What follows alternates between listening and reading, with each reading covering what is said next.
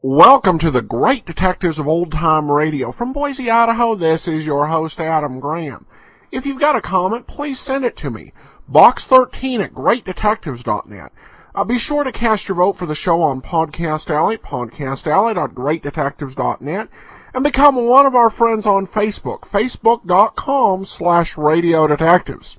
Well, before we get into today's program, I do want to encourage you to try Audible. Audible brings you a world of great audio entertainment. You can enjoy great audiobooks, whether it's right off the New York Times nonfiction bestseller list, or you want to sit down with a classic mystery. If you don't have the ability or time to read at a given moment, Audible is great, whether you're in the car or out and about, walking or exercise. It's a great convenience, and you can try it out free for 2 weeks and get a free audiobook by going to audibletrial.com/greatdetectives. That's audibletrial.com/greatdetectives. Well, this is the first Let George Do It episode of the 1950s, and it's momentous for another reason as well. We'll talk about that when we get back. But for now, let's go ahead and take a listen to Needle in the Haystack. Personal notice, danger's my stock and trade. If the job's too tough for you to handle, you got a job for me, George Valentine. Write full details.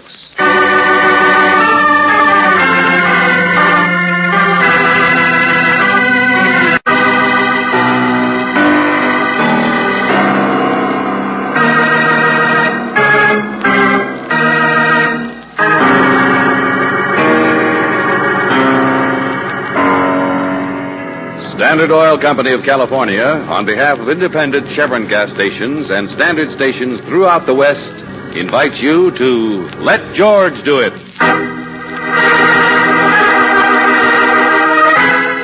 Needle in the Haystack, another adventure of George Valentine.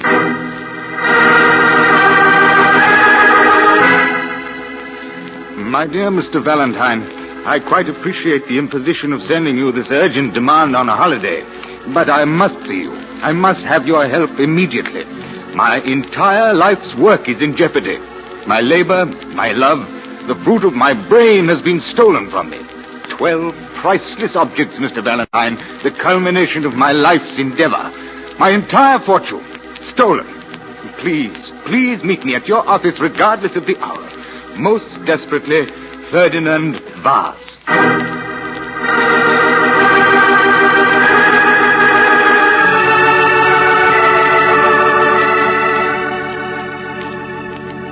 All right, let's have it.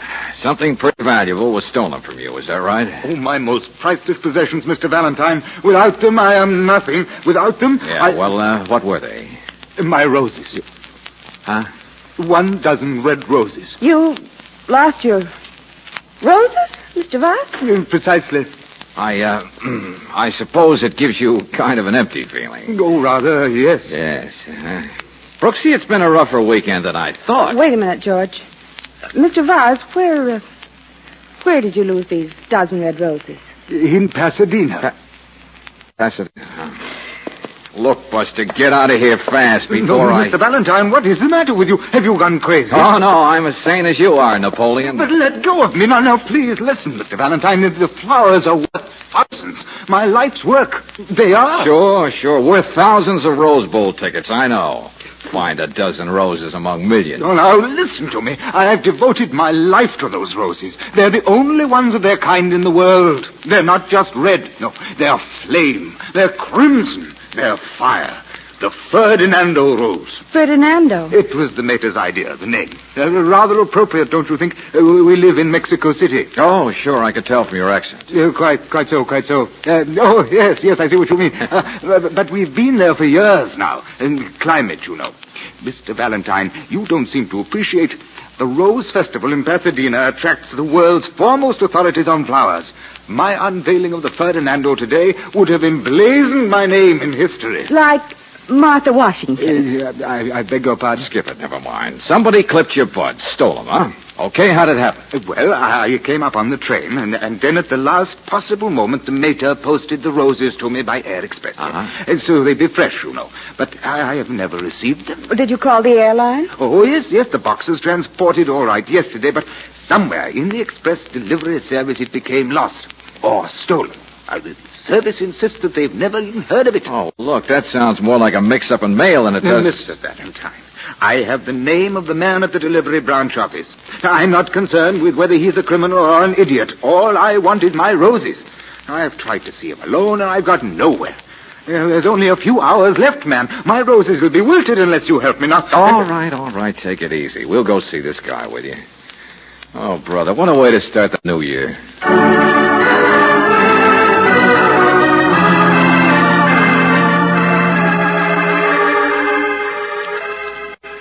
Oh, waking people up. My aerial's busted. I can't see the game today. You got any idea how many packages we've handled the past 2 weeks? Flowers to Pasadena, coals to Newcastle. My good fellow, the package was distinctly marked F. Vase, Pasadena, California. Yet somehow your company has made a mistake. We don't make mistakes. Anyway, Oh, say, it's not a bad day once you open your eyes. The flower vase. That's it. That's what happened. Flower vase? Yeah. I got a small district. It's the name of one of our little flower shops in my area. It was marked for them, wasn't it? That's where I had the delivery boy take it. You sent this guy's package to a flower store. No. Oh, well, I mean, yes, but that was the way it was addressed, I thought. F. Vase. It was marked flowers. Naturally, I thought It was distinctly marked vase. Vase, I tell you. Oh, vase. cut it out. Will you, both of you? The flower vase, huh? Come on, Brooksy, we can find it all right. What? Oh, wait a minute for me, old fellow. Oh, no, you don't, Buster. Apologize to the man and then wait for us at your hotel. I'm crazy enough to go sniffing for roses. I'd rather go crazy alone.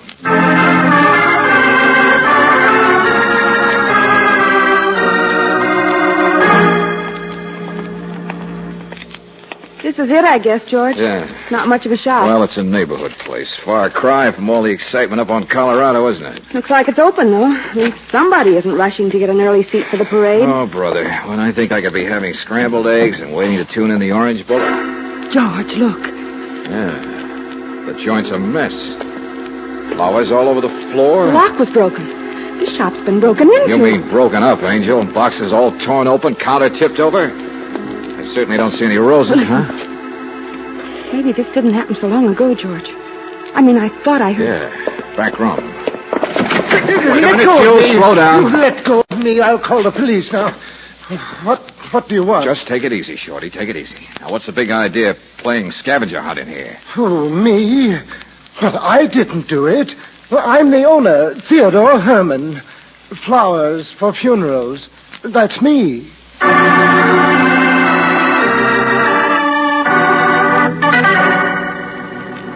Mr. Herman, it just doesn't make sense. None of it. My shop has never been broken into before, Mr. Valentine. Never. I hate trouble. Funerals, a few corsages. Maybe somebody remembers a wedding anniversary. That's all I ask. Yeah, sure, I know. It's tough. But you say there wasn't any money taken out of the cash register. Well, how about those roses? Well, I have nothing to do with the Rose Festival. I'm just a small man. I mean, did you get the package? The one intended for Mr. Vaz. But I tell you, the only business I had yesterday... Here's the receipt, George. What? It was with the papers with the counter tipped over. Yeah, sure, that's it, all right. 4 p.m. yesterday, received delivery, Air Express, package, Mexico City. So your memory's not so good, is it, Mr. Herman? Here, let me see. Oh, but I didn't. There, you see, J.H. It says J.H. Of course, it was my brother. Your brother? Joshua Herman. He signed for the package. I remember now. I had gone to Forest Lawn. Joshua stayed here for an hour or so. But didn't your brother say anything when you got back? He must have put those roses someplace, in water maybe. They must have been here several hours. He didn't say anything unless... Well, he might have made a mistake and put them in the big refrigerator back here. He's not a flower man. Cold storage is usually just for orchids.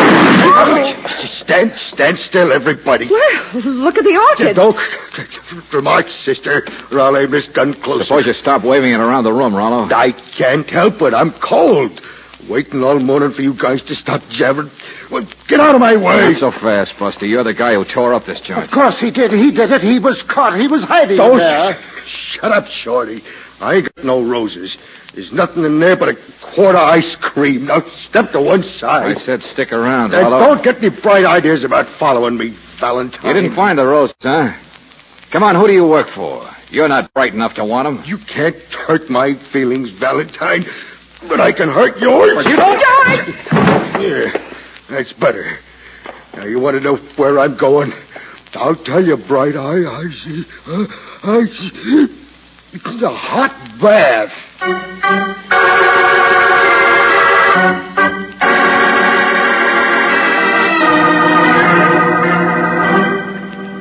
Oh, dear. All I ask of life is a good, steady flow of funerals, and now... Oh, skip it, will you? There's too much excitement over a dozen roses, even for Pasadena. It certainly is, George. But he didn't find them. Well, that's what I mean. There's only one person who does know where they are, Mr. Herman. Your brother, Joshua. Now, where is he? I don't know. I loaned him my car last night, and he's been gone ever since. He's from out of town, you see. Gone? Well, why didn't you report it? Oh, there's nothing wrong. Don't misunderstand me. Joshua said he had to get in condition for the game, that's all. The game? Well, of course. That's why Joshua's here. He's wealthy. He's successful. He's just a little blind, that's all.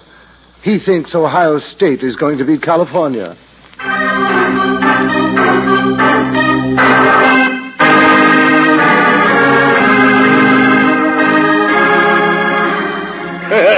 The California bear is losing all its hair. Its teeth are growing yellow. Come on. The roses. Let me tell you that any team from the Midwest can lick any team from anywhere. Solari, who's he? Bronc, I never heard of him. Step right up and place your bets, gentlemen. I will give you... Come on, bartender. Bring us 2 cups of coffee, will you? I say, that guy didn't want to talk football either. What guy? Well, I was there in my brother's store, like I told you. I signed for those roses, sure. And then this guy comes in a few minutes later. He didn't even know who Savick was. Can you imagine that? Did this somebody want to talk roses? No, he didn't talk at all. Big 6-foot monkey with flashy dressing, you know? Takes one look at the roses. They were the only ones in the joint. He grabs them fast, throws me $1 bill, and then he runs. You're getting warmer, brother. Remember anything else about him? Hey, he left a big Cadillac sitting at the curb with a motor running. Catch the license number? Well, sure I did. It was, blank something 38. Oh, yeah. great. Mr. Valentine, I just thought he was a big sport grabbing flowers for his wife, you know? Oh, yeah, something else, too. He was, kind of squint-eyed and had a mole on his cheek. Okay, thanks very much, Ohio. Stick around. What was he? Anyway, a crook or something? Say, I'm not really from Ohio State, I just happen to know a girl who was born in Dayton once. And let me tell you that we're football. But Joshua and I will be seeing the parade, going to the game. Keep your eye on Ohio, will you, Brooks? He's in the next room there beyond the palms. Sure, George. We don't want to be mixed up in any trouble. It's his holiday. I'm sorry, Mr. Herman, but I'm telephoning the police. And 2 bits say they want you both to stick around to answer questions. This 3-ring circus is getting wackier by the minute.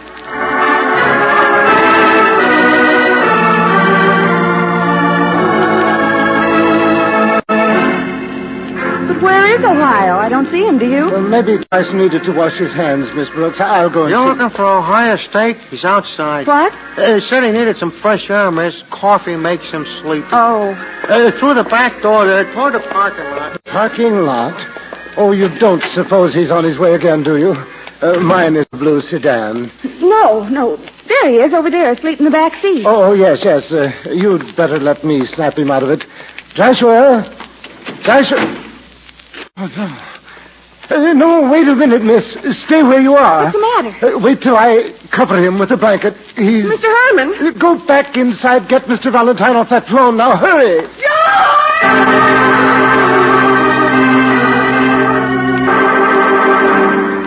I shook him. There was blood on my hands. Me asking for a steady flow of funerals. And there he was, dead. My own brother, stabbed.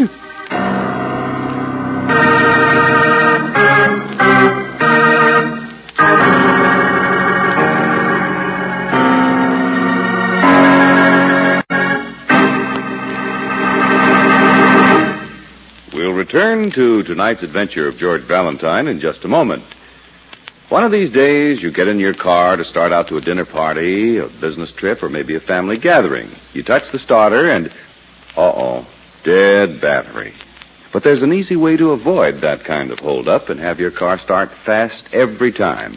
The protective service you get at independent Chevron gas stations and at standard stations will do it. They can tell in a jiffy if corrosion is threatening the battery cables. They'll make sure the water level is right and the terminal posts and clamps are okay. Why not get this speedy protective service tomorrow? Avoid the delay and extra costs of a neglected battery. It's especially important at this time because short trips in cold weather put extra drain on the battery, cut down its ability to do its job. And, of course, your battery loses power most when your car's used least. So for full starting power and to keep your lights and radio working properly, ask for a battery check. It's another protective service offered you at standard stations and at independent Chevron gas stations where they say and mean we take better care of your car.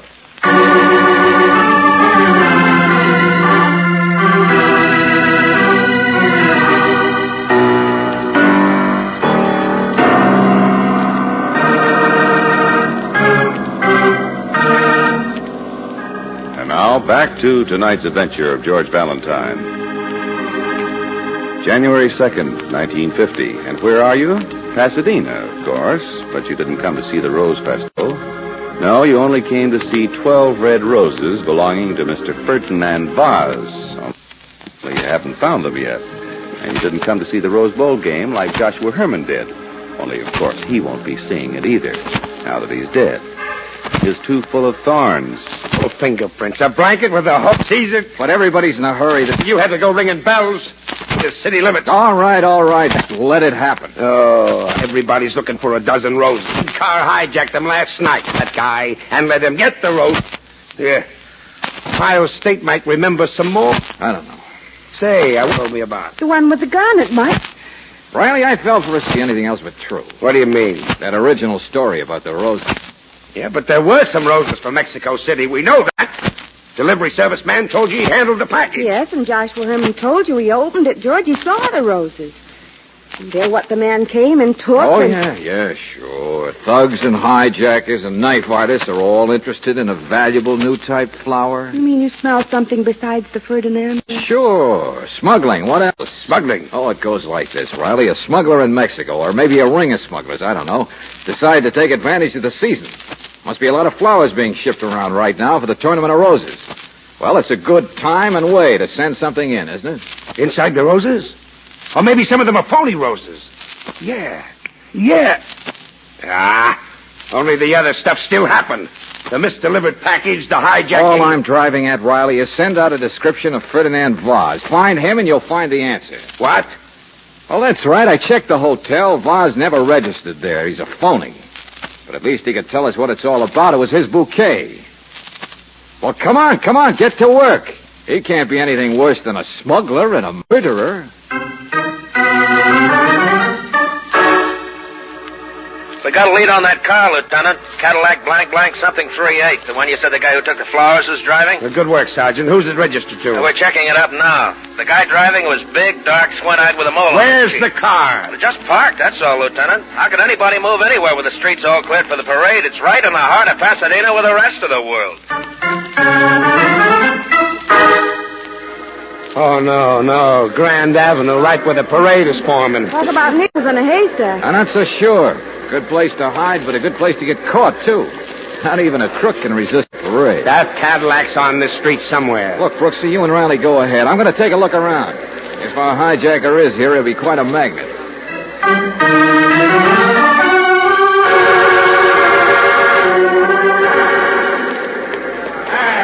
Quit shoving. Plenty of room for everybody to see. Sorry, there was a lady standing on my foot. How soon's the parade start? Yeah, search me, buddy. Oh, boy, look at them girls on the floats.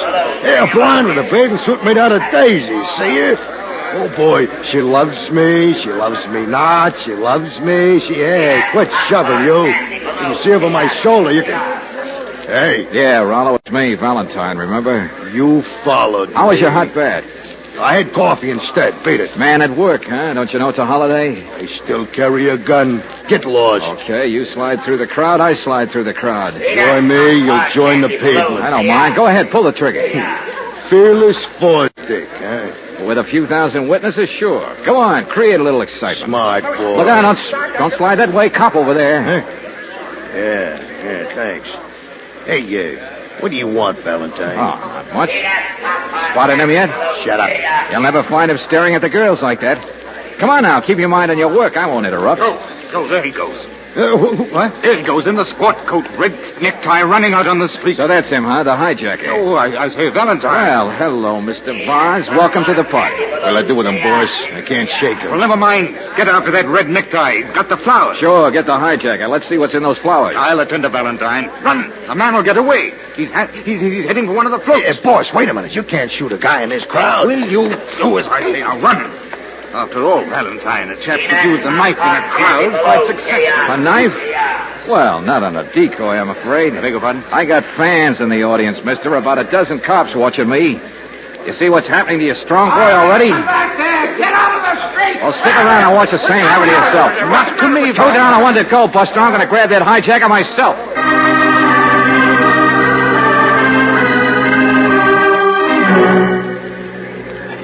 Hey, you, come back here. I saw you run up there on the float, hijacker. Stop, will you? Oh, you don't get a free ride out of here. Get away from me. Mister, look out. What do you want? Get away. Just you, that's all, Buster. I said get away from here. Oh, no, you... No. Hey! Strike three, you're all out.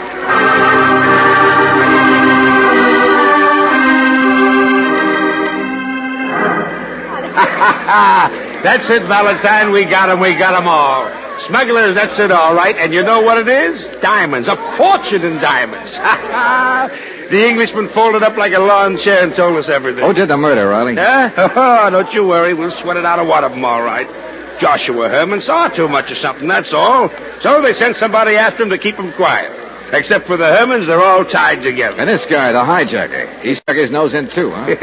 That's what I mean. Come on, buddy. Come on, wake up. Why, we'll be done in time for the parade, Valentine. Well, what happened? Yeah, you see? Here comes our answer to the gun. Come on, you're all right, Buster. Wake up. Oh, yes. Yes, somebody hit me. Oh, isn't that too bad? Yes, somebody was walking up. Get off this float. What are you doing on my float? Get off. Your float? Of course it's mine, you idiot. Most of the floats lined up for 10 blocks are mine. I'm a floral designer. Well.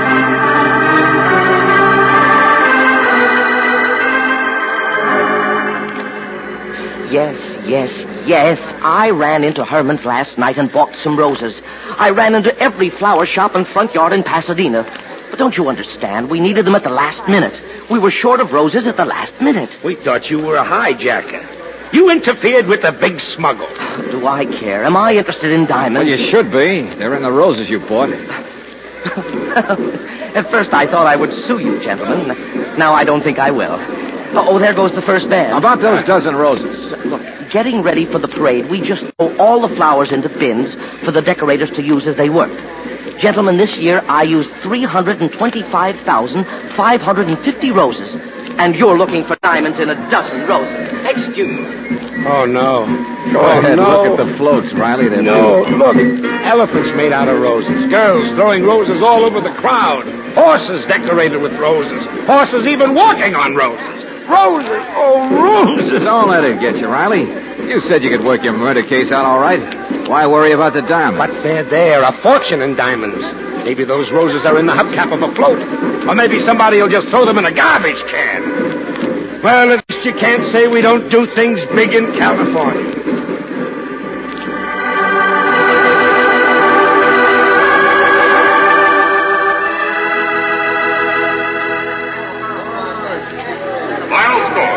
Well, that's it. We better be moving if we're going to reach the car before we do. Oh, George, what a game. I only wish my brother could have seen it. It would have done his heart good. Well, I have to admit, they don't play bad football in the Midwest, Mr. Herman. Yes, and it was so nice of you to bring us. Not at all.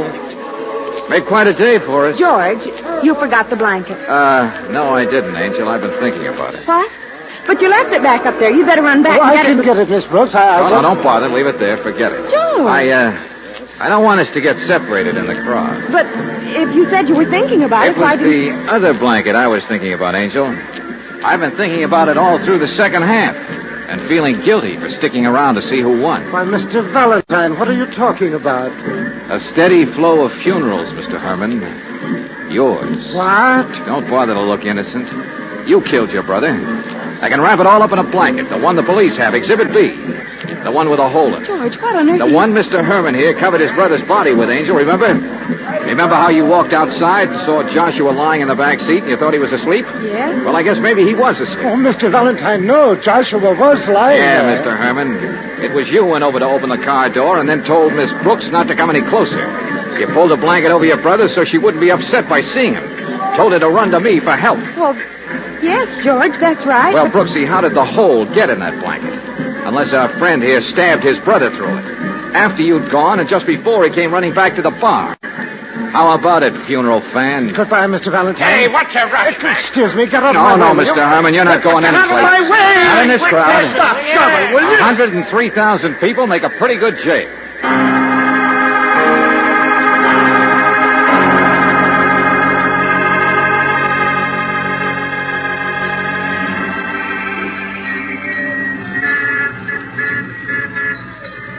Yeah, sure, Riley. Boz's story and his phony name, well, they were just cooked up to get me interested so I'd help him trace the diamonds. The flowers were supposed to go to Mr. Herman, to the flower vase. Yeah, that's right, of course. That's how they were addressed. The delivery man told us so. There wasn't any mistake. But if they were supposed to go to Mr. He's Herman... already confessed that much, Miss Brooks. He was part of the smuggling ring himself. Boz and the tough boy couldn't understand why he hadn't got the delivery yet. Or rather, why Herman couldn't produce the diamonds to pass on. They thought he was trying to pull the fast one. Then Herman got the notion of saving himself by killing his big shot brother. At a time when there were so many people mixed up in it, that almost, well, anybody else would be a suspect. His brother had money, didn't he? Uh-huh, lots of it. We all knew that. Herman could have squared himself with the boys and then some. So it ends up and he doesn't even have a rose to his name. Murderers are crazy, aren't they? Yeah, don't exaggerate, Miss Brooks. People are, too. Look. Here I still sit at the steering wheel. No, there's an opening, Lieutenant. Hurry up. Huh? Step on it. Oh, yeah, here we go. Yeah. There, you see? We made 10 feet. Yeah. Hey, what time is it? Well, it's 7:30. Where are we now, huh? Pasadena. I don't believe this. Do you? We're almost to the city limits, though. George, I wonder if anybody else who saw the game today's home yet. You know, it's too bad we don't have a two-way radio set in this car. We could ask him. We could also tell him. Happy New Year, everybody.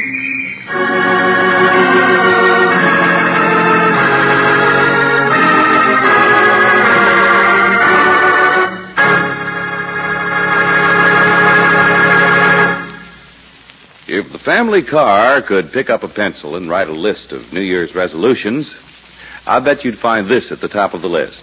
I'm for Chevron Supreme gasoline, and Chevron Supreme is for me. Smart car. For this premium quality gasoline is climate tailored. Based on year-round weather reports, it's tailored to each season and to the West's different altitude and temperature zones. So, to get the best out of your car each month in 1950, and wherever you drive, go on Chevron Supreme. With the first tank full, you'll notice how much better your car responds. Faster starts, smoother pickup in traffic, powerful ping-free performance on hills. In fact, you can't buy a better gasoline for today's high-compression engines. Why not try Chevron Supreme tonight? or ask for it tomorrow at independent Chevron gas stations and at standard stations, where they say and mean, we take better care of your car.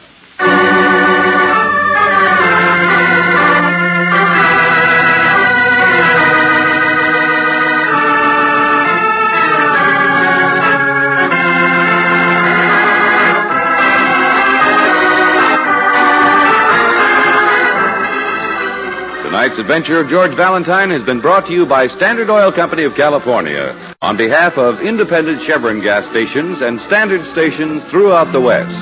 Robert Bailey is starred as George. Let George Do It is written by David Victor and Jackson Gillis and directed by Don Clark. Virginia Gregg appeared as Brooksy, Wally Mayer as Lieutenant Riley.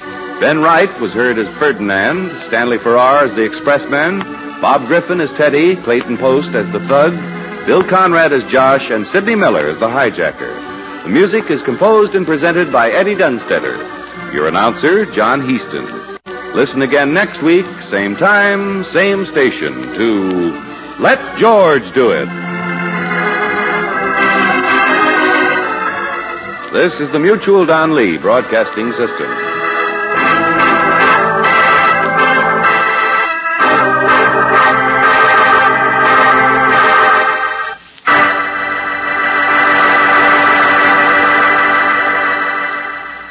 Welcome back. Well, this one was an interesting show because Let George Do It, up until that point, really they had not given us any tip as to a geographical location that the show was set in.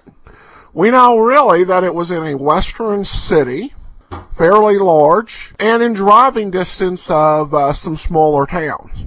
Could put it anywhere, didn't even necessarily have to be in California. This episode puts Let George Do It smack in the middle of the Los Angeles area. And I'm not certain if any other episodes mention this. And the game score given, I listened to it again, was correct. Ohio State won 17-14 on a fourth quarter field goal. Now, this actually aired on the same day as the game, so there had to be two versions of the script. One that would be read for a Ohio victory, and the other if it was a California victory. I'm sure anyone that went to the Rose Bowl this year will attest that times may have changed, but the traffic hasn't. All right, well, that will do it for this week on Let George Do It. Join us tomorrow for Sherlock Holmes. In the meantime, send your comments in to box13@greatdetectives.net. Become one of our friends on Facebook, facebook.com/radiodetectives. And you can always give us a call, 208-991-4783. From Boise, Idaho, though, this is your host, Adam Graham, signing off.